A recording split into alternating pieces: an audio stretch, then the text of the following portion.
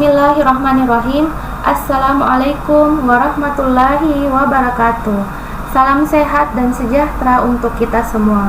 Perkenalkan, nama saya Herlinda Mahdania Harun, SKN MKes. Saya merupakan salah satu dosen tetap Prodi D3 Radiologi di Politeknik Muhammadiyah Makassar. Spesialisasi saya yaitu mengajar pada bidang kesehatan masyarakat. Sebagai seorang dosen, saya telah menerapkan Tridharma perguruan tinggi, salah satunya yaitu pengajaran. Pada kesempatan ini, saya akan menjelaskan salah satu mata kuliah yang saya ampuh, yaitu epidemiologi dan ekologi. Adapun metode pengajaran yang akan saya sampaikan menggunakan metode DIE, yaitu singkatan dari Delivery, Interaction, dan Assessment. Delivery adalah bagaimana cara saya menyampaikan materi agar dapat diterima oleh mahasiswa dengan baik, dan interaction merupakan interaksi antara saya dengan mahasiswa dalam melakukan pembelajaran agar capaian pembelajaran dapat tercapai. Selanjutnya yaitu assessment, yang merupakan pemberian tugas kepada mahasiswa guna mengukur kemampuan mahasiswa itu sendiri. Hal ini saya lakukan secara objektif kepada mahasiswa tersebut. Sebelum masuk ke dalam penjelasan sistem pengajaran yang saya terapkan, terlebih dahulu saya akan menjelaskan mengenai mata kuliah yang saya bawakan. Mata kuliah yang saya ajarkan yaitu mata kuliah epidemiologi dan ekologi. Mata kuliah ini berisi keseluruhan teori yang diajarkan di kelas. Mata kuliah epidemiologi dan ekologi diampuh oleh saya sendiri dengan pemberian materi pembelajaran setiap sesi. Adapun bahan kajian atau pokok bahasan mata kuliah epidemiologi dan ekologi adalah dasar-dasar epidemiologi, ukuran epidemiologi, ekologi kesehatan, konsep penyebab penyakit, faktor risiko dan prognostik penyakit, epidemiologi keselamatan dan kesehatan kerja, epidemiologi klinis, epidemiologi penyakit menular, epidemiologi penyakit tidak menular, transisi epidemiologi, surveillance data penyakit, serta epidemiologi dan pencegahan penyakit. Selanjutnya, capaian pembelajaran mata kuliah epidemiologi dan ekologi adalah 1. Mahasiswa mampu mengetahui dasar-dasar epidemiologi, ukuran-ukuran epidemiologi, dan ekologi kesehatan. 2. Mahasiswa mampu memahami fenomena kesehatan berkaitan dengan konsep penyebab penyakit, faktor risiko dan prognostik penyakit, serta hubungan sebab akibat penyakit atau masalah kesehatan. 3. Mahasiswa mampu menganalisis epidemiologi keselamatan dan kesehatan kerja, epidemiologi klinis, epidemiologi penyakit menular, epidemiologi penyakit tidak menular, transisi epidemiologi, dan surveillance data penyakit, serta epidemiologi dan pencegahan penyakit. Adapun deskripsi dari mata kuliah epidemiologi dan ekologi yaitu mata kuliah epidemiologi dan ekologi merupakan mata kuliah wajib pada semester 4 dengan bobot 2 SKS untuk mahasiswa program studi D3 Radiologi yang bertujuan untuk memberikan pemahaman tentang dasar-dasar epidemiologi, ukuran epidemiologi, ekologi kesehatan, konsep penyebab penyakit, faktor risiko dan prognostik penyakit, epidemiologi keselamatan dan kesehatan kerja, epidemiologi klinis, epidemiologi penyakit menular, epidemiologi penyakit tidak menular, transisi epidemiologi, dan surveillance data penyakit, serta epidemiologi dan pencegahan penyakit, sehingga mahasiswa dapat mengetahui, memahami, menganalisis kejadian penyakit atau masalah kesehatan dan upaya pencegahannya, serta memanfaatkan pengalaman belajar ilmu sains dalam kesehatan masyarakat yang dapat dipakai sebagai dasar berpikir dalam kaitannya dengan tindakan pelayanan radiologi. Pada akhir pembelajaran, hasil perkuliahan akan diukur melalui beberapa tes, yaitu ujian tengah semester, ujian akhir semester, dan kuis, untuk mengetahui sejauh mana pemahaman mahasiswa setelah menerima materi, pemberian tugas-tugas, dan menilai keaktifan mahasiswa dalam diskusi selama perkuliahan. Penjelasan mata kuliah ini keseluruhan dilakukan di kelas. Berikut video pembelajaran mata kuliah epidemiologi dan ekologi. Bismillahirrahmanirrahim. Assalamualaikum warahmatullahi wabarakatuh. Waalaikumsalam warahmatullahi wabarakatuh. Ya, sebelum memulai perkuliahan, terlebih dahulu kita membaca doa. Mari kita membaca doa menurut kepercayaan masing-masing.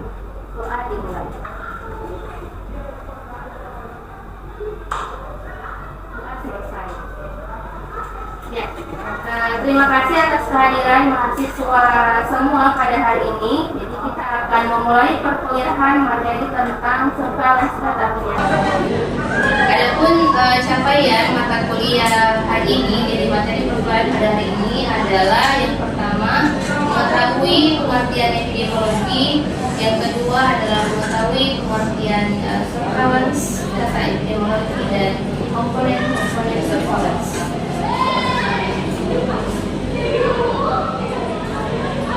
Ya, jadi sebelumnya saya sudah sampaikan di materi sebelumnya pengertian epidemiologi itu sendiri. Jadi kalau kalian masih ingat, pengertian epidemiologi merupakan suatu upaya untuk mengetahui frekuensi distribusi penyakit serta berbagai faktor penyebab penyakit. Untuk menjawab masalah tersebut, epidemiologi dibagi atas beberapa macam, diantaranya adalah satu epidemiologi deskriptif dan epidemiologi analitik. Sebelumnya saya sudah sampaikan apa itu pengertian epidemiologi deskriptif dan epidemiologi analitik ya. Siapa yang di antara kalian masih ingat apa pengertian epidemiologi deskriptif dan analitik? Epidemiologi deskriptif memberikan gambaran atau keterangan tentang masalah kesehatan atau suatu penyakit pada kelompok tertentu. Dapat dilihat dari frekuensi dan distribusi penyakit berdasarkan karakteristik orang, waktu, dan tempat. Sedangkan epidemiologi analitik adalah menganalisis hubungan kausal antara faktor resiko dengan penyakit atau masalah kesehatan. Ya, benar ya. Jadi, memberikan gambaran atau keterangan tentang masalah kesehatan atau suatu penyakit pada kelompok tertentu. Dapat dilihat dari frekuensi dan distribusi penyakit berdasarkan karakteristik orang, waktu, dan tempat. Sedangkan epidemiologi analitik adalah menganalisis hubungan kausal antara faktor resiko dengan penyakit atau masalah kesehatan. Jadi berikut adalah segitiga epidemiologi deskriptif. Jadi ada 3 karakteristik penyakit yang dapat kita lihat berdasarkan karakteristik orang, waktu, dan tempat.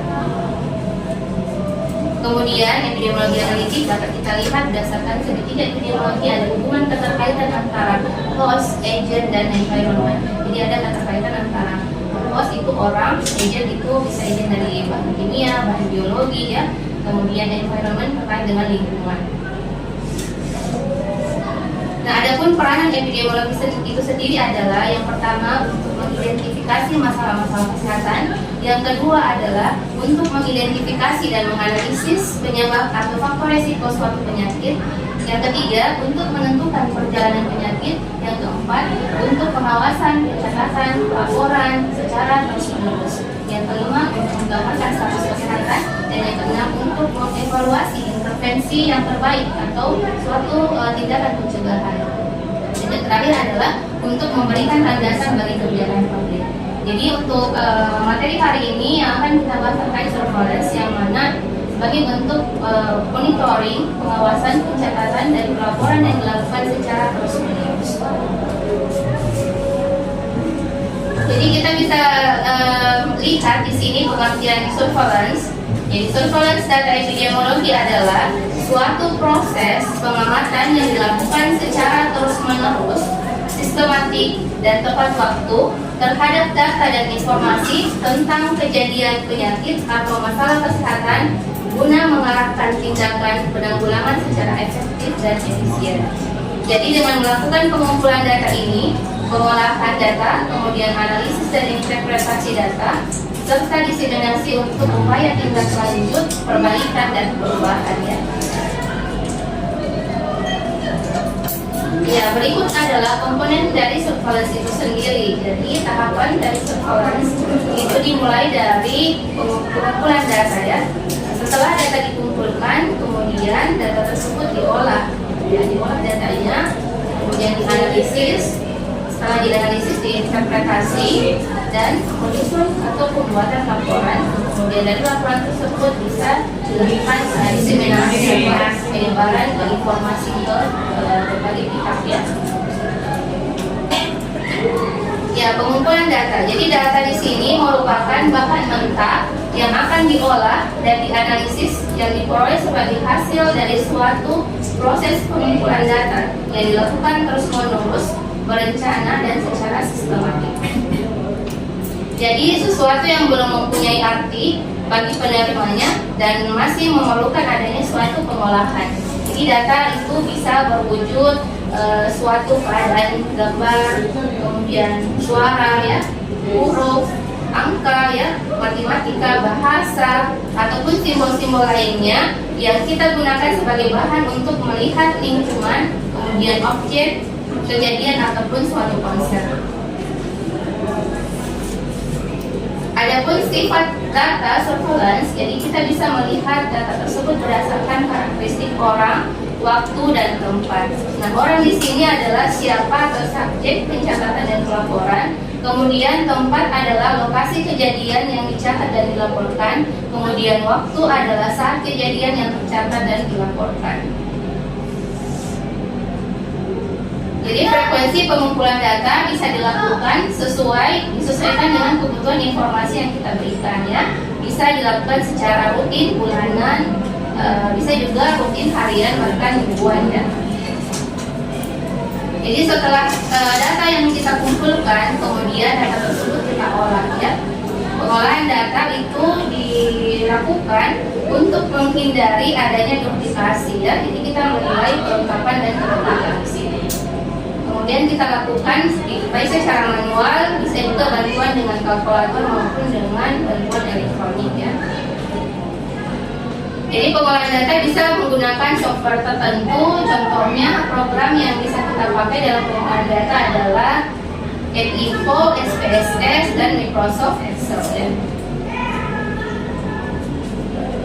Ya, jadi proses pengolahan data di sini kita mengecek kembali kelengkapan dan kebenaran data yang akan kita olah. Kemudian kita membuat tabulasi data dalam bentuk proporsi maupun dalam bentuk presentasi dan angka ya, red. Kemudian menyimpan data tersebut di dalam satu tempat yang aman. Ya, bisa juga kalau di rumah sakit ada namanya CRS ya. Jadi analisis di sini adalah proses penyederhanaan data ke dalam bentuk yang lebih mudah dibaca dan diinterpretasikan. Jadi kegiatan lanjutan dari pengolahan data yang tujuannya adalah untuk mengartikan informasi yang diperoleh guna menjawab persoalan yang dipertanyakan. Nah, data surveillance itu dianalisis untuk dapat identifikasi, membuat tren, kemudian pola dan faktor risiko terkait penyakit atau masalah kesehatan. Jadi analisis data surveillance bisa kita lakukan dengan analisis deskriptif ya, dilakukan untuk melihat gambaran atau mendeskripsikan nilai-nilai suatu variabel data. Jadi bisa dengan distribusi frekuensi, kemudian nilai proporsi, nilai tengah ya, sama nilai sebaran. Jadi terdapat 3 variabel epidemiologi yang wajib dianalisis, yaitu variabel orang, waktu, dan tempat, yang mana meliputi karakteristik umur, jenis kelamin, pekerjaan, pendidikan. Jadi untuk variabel waktu itu meliputi hari, minggu, dan bulan ya. Ya, selanjutnya adalah jenis analisis data. Jadi analisis data itu dapat dibuat analisis univariat, kemudian analisis trivariat, dan analisis multivariat ya. Nah, univariat di sini analisisnya dilakukan dengan cara mendeskripsikan tiap variabel untuk mendapatkan gambaran umum ya, dengan melihat distribusi frekuensi dari variabel penelitian dalam bentuk tabel. Kemudian analisis trivariat dilakukan untuk melihat hubungan antar variabel dengan menggunakan tabulasi silang. Dan analisis multivariat dilakukan untuk melihat hubungan sebab akibat antara satu variabel dengan variabel lainnya dengan mengontrol dan memperhatikan yang adanya pengaruh dari komponen. Selanjutnya analisis data dilakukan. Tahapan selanjutnya adalah interpretasi ya, interpretasi data. Jadi interpretasi data di sini diartikan sebagai pemberian kesan ya, atau pendapat atau pandangan terhadap suatu tafsirannya, yang mana proses memberi arti ya dan signifikansi terhadap analisis yang telah kita lakukan. Jadi kita menjelaskan pola-pola deskriptif, mencari hubungan dan keterkaitan antara deskripsi yang ada. Kemudian interpretasi data tidak dapat dipisahkan dari yang namanya analisis data ya, sehingga interpretasi juga merupakan aspek tertentu dari analisis. Ya, penyajian data surveillance ya tentunya dalam bentuk tabel, kemudian grafik dan peta ya. Jadi tabel di sini dapat menampilkan data terstruktur, jadi informasi berupa angka dalam bentuk baris dan kolom, seperti jumlah kasus berdasarkan lokasi atau kelompok. Kemudian syarat tabel tentunya harus ada nomor tabel, judul baris, judul kolom, dan keterangan. Ya, bentuk tabel frekuensi itu biasanya memuat 2 kolom ya, yaitu jumlah frekuensi dan persentase untuk setiap kategori. Kemudian sedapat mungkin tabel frekuensi itu disusun mulai dari nilai klasifikasi yang paling besar sampai dengan yang paling kecil. Jadi kalau kalian lihat di slide di atas, ini adalah contoh tabel distribusi frekuensi menurut umur ya, yang diperoleh datanya dari RSUD Labuan Bajo Makassar tahun 2004. Jadi dia buat kategorisasi umur, tentang dia buat klasifikasinya umur 5 tahun jaraknya ya. Kemudian berapa frekuensinya dan ada persentasenya ya. Ya kalau kalian lihat di sini yang paling banyak itu umur 30-34 tahun ya, yang pasien pneumonia ya. Contoh selanjutnya adalah tabel 2 ya. Tabel 2 di sini adalah distribusi jenis kanker dengan jenis kelamin ya, pasien kanker di RSI Faisal Makassar. Ada yang bisa menginterpretasi tabel di atas? Ya, silakan. Berdasarkan tabel 2 di atas, ada 49 responden pasien kanker diperoleh distribusi jenis diagnosis kanker dengan jenis kelamin yang jenis kanker serviks yang kebanyakan diderita jenis kelamin perempuan sebesar 40% atau 14 orang. Ya benar ya. Jadi kalau kalian bisa menginterpretasi data, jadi kita tidak hanya bisa menganalisis data, tetapi kita juga bisa menginterpretasi data tersebut ya. Jadi berdasarkan tabel di atas itu menunjukkan bahwa yang paling banyak adalah jenis kanker serviks ya, sebesar berapa? Sebesar 28. Kanker serviks sebesar 40% ya, dan diderita tentunya oleh jenis kelamin perempuan ya, menyusul dengan jenis kanker yang lain. Jadi jangan lupa untuk meletakkan sumber data ya, sumber data yang kita peroleh. Jadi ada data primer, ada juga data sekunder. Kalau data primer, data yang kita ambil langsung ya di lapangan. Kalau data sekunder itu data dari laporan-laporan atau dari rumah sakit atau klinik yang kita analisis ya. Nah kalau tadi tabel, selanjutnya adalah grafik. Jadi grafik ini adalah digunakan untuk menampilkan informasi secara visual dalam bentuk gambar ataupun simbol ya. Jadi syarat grafik itu tentunya harus juga ada nomor grafik ya, judul grafik ya, judul aksis dan keterangan. Jadi untuk menyajikan dalam bentuk grafik, data harus dipersiapkan dalam bentuk tabel terlebih dahulu. Jadi grafik dibuat disesuaikan dengan tujuan penyajian ya. Ya, jadi tujuan grafik itu salah satunya adalah agar pembaca dapat melihat secara cepat informasi yang ingin disampaikan ya, tanpa harus membaca tabel. Yang kedua adalah agar menarik, mengurangi kejenuhan dalam penyajian data dan informasi. Kemudian yang ketiga adalah agar pengambilan keputusan dapat dilakukan secara cepat dan tepat. Jadi bentuk penyajian grafik itu di sini ada grafik garis, grafik batang, grafik lingkaran, grafik sembar, grafik peta, dan grafik kaca ya. Ya, berikut adalah contoh grafik batang ya. Nah, ini kalau kalian lihat di sini sama halnya tadi yang tabel ya, tapi ini dalam bentuk grafik ya. Di sini kita bisa melihat distribusi frekuensi angka kejadian yang paling tinggi adalah kanker serviks ya, sebesar berapa? 28,6% ya. Jadi jangan lupa untuk memberikan judul grafik. Jadi kalau grafik itu judulnya di bawah, kalau tabel itu diletaknya di atas tabel ya judulnya. Nah, berikut adalah contoh grafik lingkaran atau grafik pie. Jadi grafik pie itu dibuat apabila kita memiliki kategorisasi ya. Misalnya kita mau mengkategorisasikan ya variabel. Misalnya ada kategorinya 1 kali, 2 kali, 3 kali ya, lebih dari 3 kali. Jadi kita bisa membuat grafik lingkaran ya. Bisa juga jenis kelamin ya, perbedaan di antara dua variabel. Jadi ini adalah contoh grafik garis ya. Jadi grafik garis di sini menunjukkan waktu. Jadi kalau kalian mau membuat grafik garis, misalnya 1 tahun kejadian ya, misalnya 1 kejadian klinis ya, penyakit klinis. Misalnya contohnya apa? Pneumonia misalkan ya. Ini diambil datanya dari tahun 2009 sampai 2018 direkap. Kemudian kita lihat angka fluktuatifnya dari tahun ke tahun ya.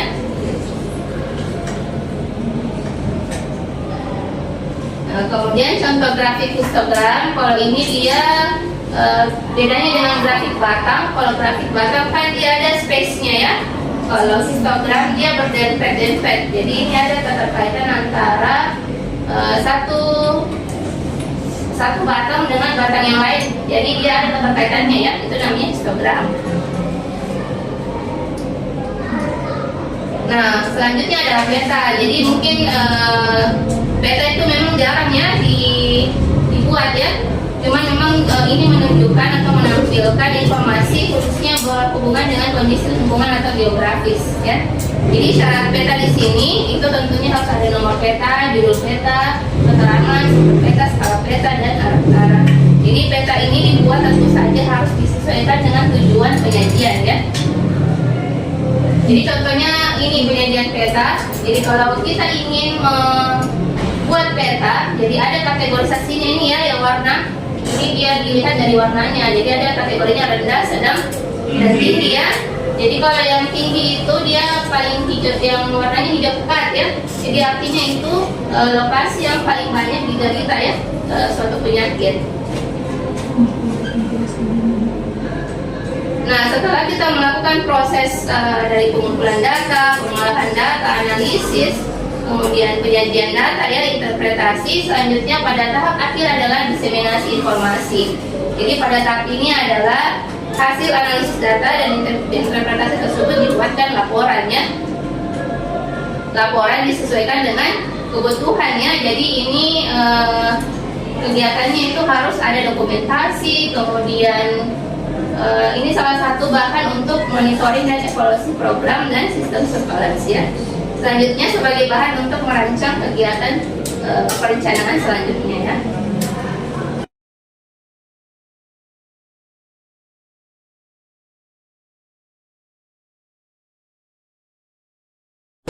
Jadi di sini saya mau kasih contoh. Jadi ada di sini ada data namanya master table ya.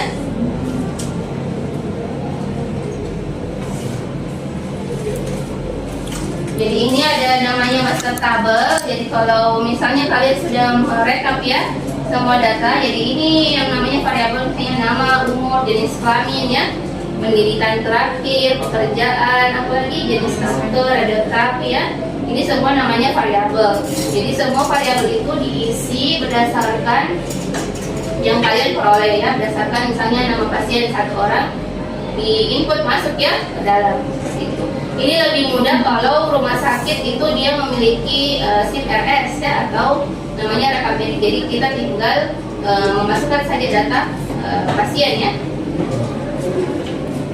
Ya, jadi dari data tersebut kemudian kita mau buat grafiknya atau membuat tabelnya ya. Bisa kita buatkan tabel atau grafik ya. Kalau ini saya sudah analisis, jadi kita bisa analisis data ini.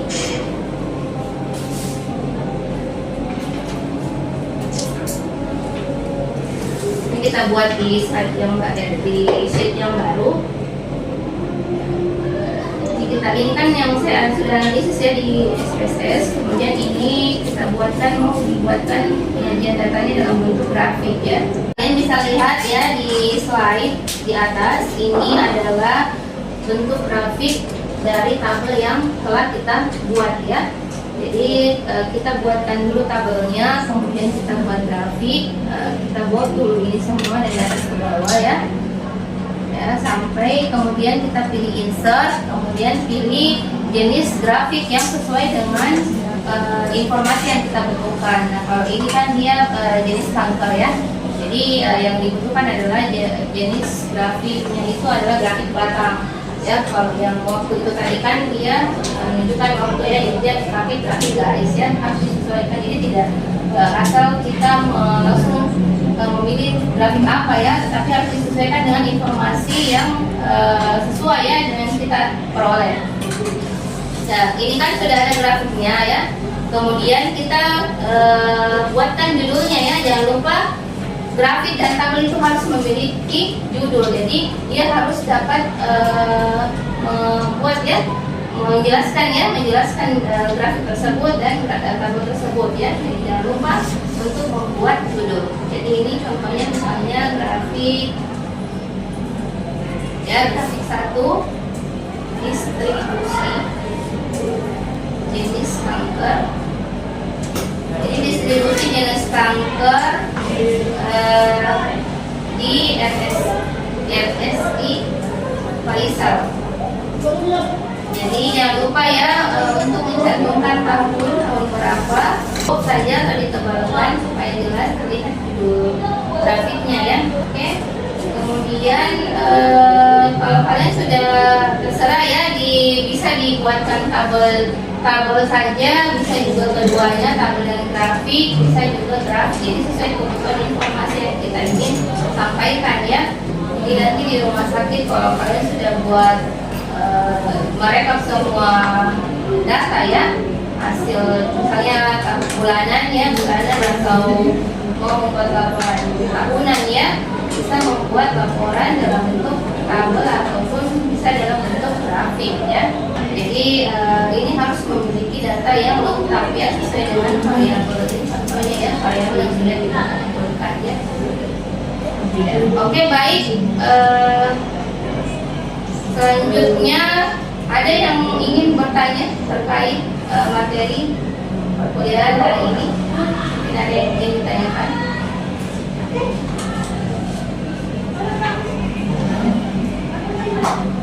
Ya, kalau sudah tidak ada yang ingin bertanya, saya mau kasih kuis ya di Adlink ya. Jadi kalian buka Adlink masing-masing. Nanti saya share melalui Adlink ya. Jadi jangan lupa buka Adlink. Saya akan share. Ya, silakan dibuka ya. Saya share sekarang. Oke? Ya. Oke. Jadi demikian untuk materi hari ini, materi perkuliahan hari ini. Kita lanjutkan lagi materinya pekan depan ya. Demikian, wassalamualaikum warahmatullahi wabarakatuh. Waalaikumsalam warahmatullahi wabarakatuh.